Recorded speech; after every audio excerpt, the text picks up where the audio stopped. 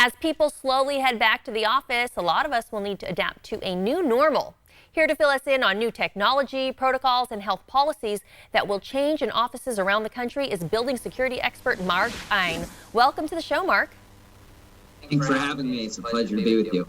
First of all, tell us, why are office setups changing? Well, offices are going to be one of the first shared environments that people go to en masse. And if you think about a commercial office building, it's really an ecosystem made up of the building, the tenants, the employees, the visitors, and the suppliers. And the building owners need to think about, how do we create a system where everyone comes together, keeps themselves safe, and keep each other safe. And through using a combination of processes, technology, and some of the common sense things that we're using in the other parts of our life, we think you can create a system where returning to the office will be a safe environment. Right now, a lot of the fear is keeping things sanitary, maybe touching what we don't need to touch. So is it about going touchless? Yeah, so at Kastle Systems, our company, we've created a layer of technology that really enables the safe return to the office. It starts with access control, just figuring out who should come into the building, who shouldn't be in the building. And then we recommend that should be supplemented with new technology, including thermal cameras, potentially as a way to check people's temperature.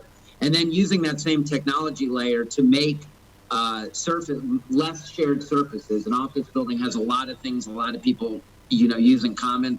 And so we're putting in automatic doors that when you walk up to them, they just open automatically. The ability to actually call the elevator in your building from an app on your phone, tell it what floor you're going to, so you don't have to call the elevator or push the floor number. Using access control to schedule when people come, because we don't think everyone coming and leaving at the same time is a good idea. And so access control lets you do that. And then lastly, through having people access in and access out of the building in their tenant space, it's a permanent record for contact tracing, which is something that everyone's talking about. But you can then have a permanent record of who was in the spaces and when.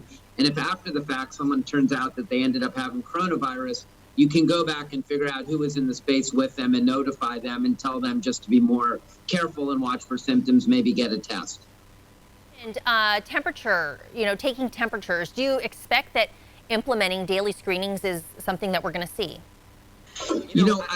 Our experience is that different building owners, employers have different levels of appetite for how much they want to do. I think one of the big lessons from us, from our work, which started right when this started, because we were thinking about how do we get people back, is that there is not one silver bullet. Unfortunately, there's not an easy test everyone can take in the morning, and that may never be here at a level of accuracy and affordability and availability. And so what you need to do is create layers of different screens where when you put them together, it creates a safe environment. Temperature taking is a simple one. In foreign countries, you see there's people actually doing it in the lobby. We can actually do that fairly easily through thermal cameras, where you just step up to a camera and it either says you have a fever or not.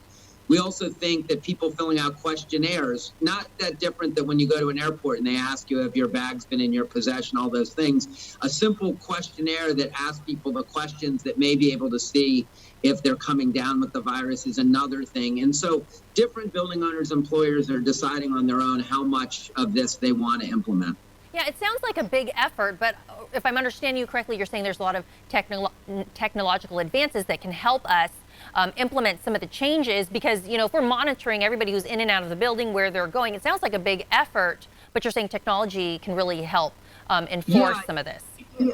And it really, what's good is that a lot of this is existing technology. A lot of it already exists in buildings. It's just applying it for this use. There is incremental things like the elevator technology that's new and added. But a lot of this is stuff that's already there. We've actually come to believe that necessity isn't just the mother of invention, but the mother of adoption, because a lot of these things are things we should have been doing anyways, and now people will for this. And look, we did a big study of employees around the country, and for them to return to work, they want to feel like it's a safe environment. And so, yeah, there may be a bit of an incremental cost, there may be a bit of an inconvenience, but at the end of the day, the benefit of getting people back to work and making them feel safe, we think is is well worth that investment of time and money. And you said you're with an organization called Kastle. Can you explain a little bit more about Kastle and Kastle Safe Spaces?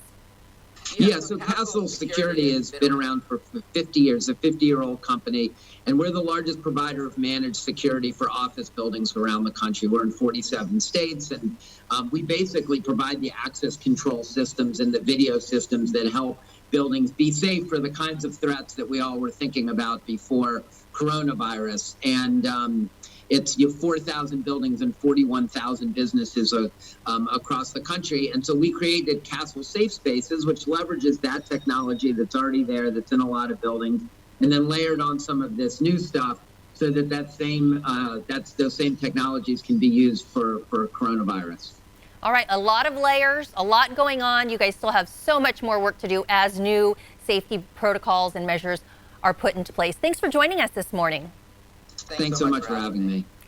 This interview involves commercial content. The products and services featured appear as paid advertising.